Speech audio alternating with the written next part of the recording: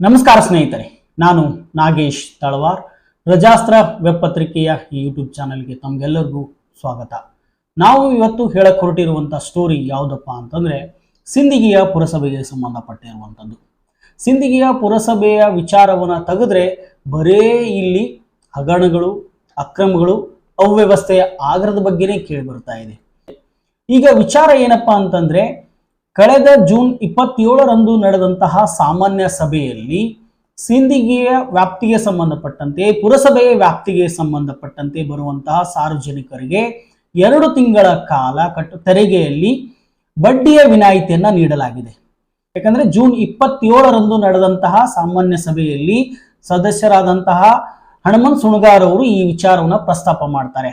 ಅಂದ್ರೆ ಪುರಸಭೆಗೆ ಆದಾಯ ಬರುವ ನಿಟ್ಟಿನಲ್ಲಿ ಮತ್ತು ಸಾರ್ವಜನಿಕರಿಗೆ ಒಂದಿಷ್ಟು ಹೊರೆಯನ್ನು ಕಡಿಮೆ ಮಾಡಬೇಕಾಗಿದೆ, ಹಾಗಾಗಿ ನಾವು ಒಂದಿಷ್ಟು ಈ ಬಡ್ಡಿಯಿಂದ ವಿನಾಯಿತಿಯನ್ನ ನೀಡಬೇಕು ಅನ್ನುವಂಥ ಪ್ರಸ್ತಾಪವನ್ನ ಮಾಡ್ತಾರೆ. ಅದಕ್ಕೆ ಅಧ್ಯಕ್ಷರಾದಂತಹ ಡಾಕ್ಟರ್ ಶಾಂತವೀರ್ ಮನಗೂಳಿ ಅವರು ಮಾತನಾಡ್ತಾ ಇದ್ದಾರೆ. 2 ತಿಂಗಳ ಕಾಲ ಕಾಲಾವಕಾಶವನ್ನ ಕೊಡಲಾಗುತ್ತೆ. 2 ತಿಂಗಳ ನಂತರ ಅವ್ರು ಏನ್ ಮಾಡ್ಬೇಕು ಅಂತಂದ್ರೆ ಮತ್ತೆ ಯಥಾಸ್ಥಿತಿ 18% ಏನು ಇಂಟ್ರೆಸ್ಟ್ ಬಡ್ಡಿ ಇರುತ್ತೆ ಅದನ್ನ ಹಾಕಿ ಅವರು ಟ್ಯಾಕ್ಸ್ ಅನ್ನ ಕಟ್ಟಬೇಕು, ತೆರಿಗೆಯನ್ನು ಕಟ್ಟಬೇಕು ಅಂತ ಹೇಳ್ತಾರೆ.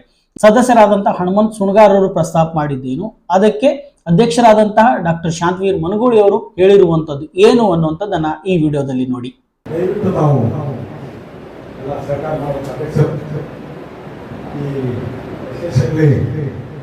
ಬಡ್ಡಿಯನ್ನು ಇಡೀ ಸಿಂದಗಿ ಜನತೆಗೆ ಒಂದು ಕಡಿಮೆ ಮಾಡಿ ಗಂಟಿನಲ್ಲಿ ಎಲ್ಲ ಸಿಂದಗಿ ಜನತೆಗೆ ಒಂದು 2 ತಿಂಗಳ ಅವಕಾಶ ಕೊಟ್ಟು ತುಂಬ್ಕೋಬೇಕಂತ ನಮ್ಮ ಸರ್ವ ಸದಸ್ಯರಲ್ಲಿ ಮನವಿ ಮಾಡಿ ಬಡ್ಡಿ ಬಿಟ್ಟು ಗಂಟಿನಿಂದ ತುಂಬಿದ್ರೆ ಒಂದು ವಿಶೇಷ 2 ತಿಂಗಳಲ್ಲಿ ಅನುದಾನ ಆಗಿ ನಮ್ಗೆ ಹೆಚ್ಚಿನ ಅವಕಾಶ ಕೊಡಕ್ಕೆ ತಮ್ಮಲ್ಲಿ ಮನವಿ ಮಾಡ್ತಿದ್ದಾರೆ. ಎಷ್ಟೋ ಜನ ಬರ್ತಾರೆ ನಮ್ಮಲ್ಲಿ, ಪಾಪ ಬಡವರು ಬರ್ತಾರೆ, ಇದ್ದವ್ರು ಬರ್ತಾರೆ. ಬಂದು ಏನ್ ಹೇಳ್ತಾರೆ, ಸರ್ ನಮ್ಗೆ ಬಡ್ಡಿ ತುಂಬ್ಕೊಳಕ್ ಆಗ್ತಿಲ್ಲ ಸರ್, ನಾವು ಈಗ ಹಸರು ತುಂಬ್ತೀವಿ, ನಾವು ಉದ್ದಾರ ಮಾಡಿಕೊಡ್ರಿ ಅಂತ.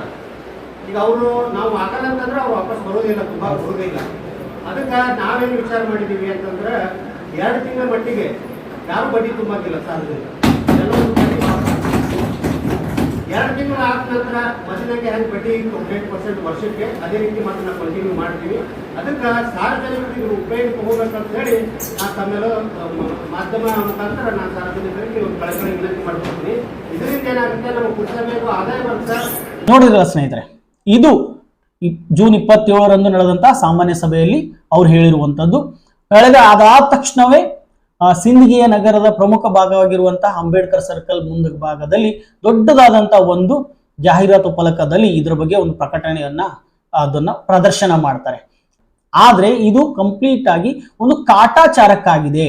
ಯಾವುದೇ ರೀತಿಯಾದಂತಹ ಸರಿಯಾಗಿ ಇಲ್ಲಿ ಇಂಪ್ಲಿಮೆಂಟೇಷನ್ ಆಗ್ತಾ ಇಲ್ಲ. ಯಾಕಂದ್ರೆ ಸಿಬ್ಬಂದಿ ಕೊರತೆ ಇರೋದ್ರಿಂದ ಜನರು ಅವ್ರು ಟ್ಯಾಕ್ಸ್ ತುಂಬಕ್ ಬಂದ್ರೆ ಅಲ್ಲಿ ಚಾನಲ್ ಸಿಗ್ತಾ ಇಲ್ಲ.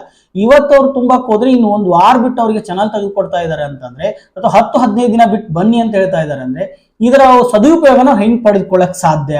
ಅವರ ಮನೆಗೆ, ಅವರ ಅಂಗಡಿಗೆ ಟ್ಯಾಕ್ಸ್ ಕಟ್ಟಕ್ಕೂ ಸಹಿತನು ಅವತ್ತಿಂದ ಅವತ್ತೇ ಅವರಿಗೆ ಯಾವುದೇ ರೀತಿಯಾದಂತಹ ಚಾನಲ್ ಸಿಗ್ತಾ ಇಲ್ಲ. ಕಾರಣ ಏನು ಅಂತಂದ್ರೆ ಸಿಬ್ಬಂದಿಯ ಕೊರತೆ. ಪ್ರಸ್ತುತವಾಗಿ ಈಗ ಅಲ್ಲಿ ಕೆಲಸ ಮಾಡ್ತಾ ಇರುವಂತವ್ರು ರಮೇಶ್ ಪಾಟೀಲನವರು ಒಬ್ರು ಕೆಲಸ ಮಾಡ್ತಾ ಇದ್ದಾರೆ, ಮತ್ತೊಬ್ಬರನ್ನ ನಿಯೋಜನೆ ಮಾಡಿದಾರೆ ಅಂತ ಹೇಳ್ತಾರೆ. ಬಟ್ ಅವರಿಗೆ ಅಲ್ಲಿ ಪ್ರಿಂಟ್ ತೆಗೆಯಕ್ಕೆ ಮಷಿನ್ನೇ ಕೊಟ್ಟಿಲ್ಲ, ಪ್ರಿಂಟರೇ ಕೊಟ್ಟಿಲ್ಲ. ಆ ಕಾರಣಕ್ಕಾಗಿ ಆ ಸಿಬ್ಬಂದಿಯಲ್ಲಿ ಕೆಲಸ ನಿರ್ವಹಿಸಕ್ ಆಗ್ತಾ ಇಲ್ಲ ಅಂತ ಹೇಳಾಗ್ತಾ ಇದೆ. ಸುಮ್ಮನೆ ಕಾಟಾಚಾರಕ್ಕೆ, ಒಂದು ರಾಜಕೀಯಕ್ಕೆ ಅದರದ್ದು ಪ್ರಚಾರವನ್ನ ತೆಗೆದುಕೊಳ್ಳಕ್ಕೆ ಇದನ್ನ ಮಾಡಲಾಗಿದೆ ಅಂತ ಹೇಳಾಗ್ತಾ ಇದೆ. ಇನ್ನೊಂದು ತುಂಬಾ ಪ್ರಮುಖವಾದಂತ ಇದರಲ್ಲಿ ಅಂಶ ಇದೇನೆ ಅಂತಂದ್ರೆ, ಈ ಬಡ್ಡಿ ರಹಿತವಾಗಿ ಟ್ಯಾಕ್ಸ್ ತುಂಬಲು ಸಾಧ್ಯವೇ ಅನ್ನುವಂಥದ್ದು ಒಂದು ಪ್ರಶ್ನೆ ಇದೆ. ಅದಕ್ಕೆ ಸಾಕಷ್ಟು ಕಡೆ ಚರ್ಚೆ ಮಾಡಿದ ಅಥವಾ ಸಾಕಷ್ಟು ಕಡೆ ಕೇಳಿದಾಗೆ ಟೆಕ್ನಿಕಲಿ ಆಗಿ ಈ ಬಡ್ಡಿ ರಹಿತವಾಗಿ ಯಾವುದೇ ರೀತಿಯಾಗಿ ತೆರಿಗೆಯನ್ನ ಕಟ್ಟಕ್ಕೆ ಪ್ರಾವಿಷನ್ ಇಲ್ಲ ಅನ್ನುವಂತ ಒಂದು ಮಾತು ಕೇಳಿ ಬರ್ತಾ ಇದೆ. ಹೀಗಿದ್ರು ಸಹಿತ ಪುರಸಭೆಯ ಅಧ್ಯಕ್ಷರು ತಮ್ಮ ಸಾಮಾನ್ಯ ಸಭೆಯಲ್ಲಿ ಅದನ್ನ ಹೇಳಿರೋದು ಹೇಗೆ ಅಂದ್ರೆ, 2 ತಿಂಗಳ ಕಾಲಾವಕಾಶ ಕೊಡ್ತದೆ, ಅದರದ ಸದುಪಯೋಗ ಪಡಿಸ್ಕೊಳ್ಬೇಕು ಅನ್ನುವಂಥದ್ದು ಹೇಳಿದ್ ಹೆಂಗೆ? ಈ ರೀತಿಯಾಗಿ ಕಟ್ಸ್ಕೊಂಡ್ರು ಸಹಿತ ಮುಂದಿನ ದಿನಗಳಲ್ಲಿ ಅದನ್ನ ಮತ್ತೆ ರಿಫಂಡ್ ಮಾಡ್ಕೊಳ್ಳೋ ಸಾಧ್ಯತೆ ಇದೆ ಅನ್ನುವಂಥ ಮಾತುಗಳು ಸಹಿತ ಕೇಳಿ ಬರ್ತಾವೆ. ಒಂದ್ ವೇಳೆ ಈಗ ಸಾರ್ವಜನಿಕರು ಈ ಮಾತನ್ನ ನಂಬಿ, ಅಂದ್ರೆ ಕೆಲವರು 10 ವರ್ಷ, 13 ವರ್ಷ, 15 ವರ್ಷ ಟ್ಯಾಕ್ಸ್ ಕಟ್ಟದೇ ಇರೋರು ಸಹಿತನು ಈಗ ಬಂದು ತಮ್ಮ ಮನೆಯ ಅಂಗಡಿಯ ತೆರಿಗೆಯನ್ನು ಕಟ್ತಾ ಇದ್ದಾರೆ. ಯಾಕಂದ್ರೆ ಬಡ್ಡಿ ರಹಿತವಾಗಿದೆ ಅಂತೇಳಿ ಟ್ಯಾಕ್ಸ್ ಅನ್ನು ಕಟ್ತಾ ಇದ್ದಾರೆ. ಅದು ಒಂದ್ ವೇಳೆ ಇಲ್ಲ ಅಂತ ಹೇಳಿದ್ರೆ ಮತ್ತೆ ಅವರು ಆ ಬಡ್ಡಿಯನ್ನು ಕಟ್ಟಬೇಕಾಗುತ್ತೆ ಮುಂದಿನ ದಿನಗಳಲ್ಲಿ ಅನ್ನುವಂಥ ಮಾತುಗಳನ್ನು ಸಹಿತ ಬರ್ತಾ ಇದ್ದಾವೆ. ಹಾಗಾದ್ರೆ ಈ ಟೆಕ್ನಿಕಲ್ ಇಶ್ಯೂಗಳು ಈ ರೀತಿ ಇದ್ದಾಗ ಅಧ್ಯಕ್ಷರನ್ನ ಹಾದಿ ತಪ್ಪಿಸಿದ್ದು ಯಾರು ಅನ್ನುವಂಥದ್ದು ಒಂದು ಪ್ರಶ್ನೆ ಇಲ್ಲಿ ಕಾಡುತ್ತೆ. ಬಡ್ಡಿ ರಹಿತವಾಗಿ ಅಂತ ಜನ ಕಟ್ತಾ ಹೋಗ್ತಾರೆ, ಮುಂದಿನ ದಿನಗಳಲ್ಲಿ ಇದನ್ನ ಆಲ್ ಆಫ್ ಎ ಸಡನ್ ಆಗಿ ಬಂದ್ ಮಾಡಿದ್ರು. ಇಲ್ಲ, ಈ ರೀತಿಯಾಗಿ ಬರಲ್ಲ, ಯಾವುದೇ ರೀತಿಯಾಗಿ ಸರ್ಕಾರದ ಇದರಲ್ಲಿ ಪುರಸಭೆ ವ್ಯಾಪ್ತಿಯಲ್ಲಿ ಹಿಂಗೆ ಬಡ್ಡಿ ರಹಿತವಾಗಿ ನಾವು ಟ್ಯಾಕ್ಸ್ ಅನ್ನು ಕಟ್ಕೊಳ್ಳೋಕೆ ಬರಲ್ಲ ಅಂತೇಳಿ ಆಲ್ ಆಫ್ ಸಡನ್ ಆಗಿ ಇದನ್ನ ಸ್ಟಾಪ್ ಮಾಡಿದ್ರೆ ಜನರು ಆಟೋಮೆಟಿಕ್ಲಾಗಿ ಏನಾಗುತ್ತೆ, ಒಂದು ವಾರ 15 ದಿನ ಕಾಲ ಕಟ್ಸ್ಕೊಂಡಿದ್ದೀರಿ ಅಂತೇಳಿ ಸಿಬ್ಬಂದಿ ಜೊತೆಗೆ ಒಂದು ವಾಗ್ವಾದ, ಅಲ್ಲಿರುವ ಅಧಿಕಾರಿಗಳ ಜೊತೆಗೆ ಜಗಳ ತೆಗೆಯುವಂತ ಪರಿಸ್ಥಿತಿ ನಿರ್ಮಾಣವಾಗುತ್ತೆ. ಕೇವಲ ಒಂದು ಪ್ರಚಾರದ ದೃಷ್ಟಿಯಿಂದ ಈ ರೀತಿ ಮಾಡ್ಕೊಳ್ಳಲಾಯ್ತಾ, 5 ಅಥವಾ 2 ತಿಂಗಳ ಕಾಲಾವಧಿಗೆ ಸಂಪೂರ್ಣವಾಗಿ ಇದನ್ನು ಇದೇ ರೀತಿ ಇಟ್ಕೊಂಡು ಮುಂದಿನ ದಿನಗಳಲ್ಲಿ ಏನಾದರೂ ಈ ರೀತಿಯಾಗಿ ಬಡ್ಡಿ ರಹಿತವಾಗಿ ಟ್ಯಾಕ್ಸ್ ಕಟ್ಟಿರುವಂತಹ ಸಾರ್ವಜನಿಕರು ಇರ್ತಾರೆ, ಅವರಿಗೆ ಮುಂದಿನ ದಿನಗಳಲ್ಲಿ ಮತ್ತೆ ಆ ಬಡ್ಡಿಯನ್ನ ಕಟ್ಸ್ಕೊಳ್ಳಲೇ ಇರುವುದಕ್ಕೆ ಸಾಧ್ಯ ಇದೆನಾ? ಈ ಪುರಸಭೆ ಏನಿದೆ, ನಿಯಮಗಳು ಏನ್ ಹೇಳ್ತದೆ, ಆಡಳಿತದ ನಿಯಮಗಳು ಏನ್ ಹೇಳ್ತವೆ ಅನ್ನೋದು ತಿಳ್ಕೊಂಡ ನಂತರ ಈ ರೀತಿಯಾದಂತ ಏನು ಅನೌನ್ಸ್ಮೆಂಟ್ ಗಳನ್ನ ಮಾಡಿರೋ ಉತ್ತಮ ಅನ್ನುವಂಥ ಮಾತುಗಳು ಸಹಿತ ಕೇಳಿ ಬರ್ತಾ ಇದೆ. ಇದು ಎಷ್ಟರ ಮಟ್ಟಿಗೆ ನಿಜ ಸುಳ್ಳು ಅನ್ನುವಂಥದ್ದು ಮುಂದಿನ ದಿನಗಳಲ್ಲಿ ತಿಳಿದು ಬರಲಿದೆ.